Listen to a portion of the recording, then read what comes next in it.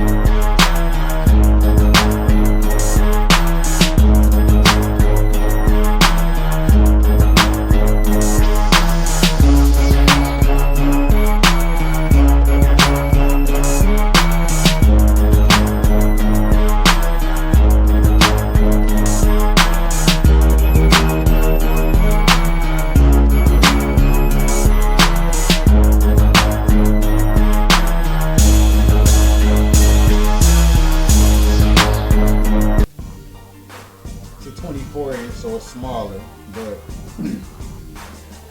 I think it's going to be a lot of power in this bike. Because it's a smaller frame, it look nice, it's going to be loud as fuck. This motor probably doing about, I think it's doing about like, probably like 50.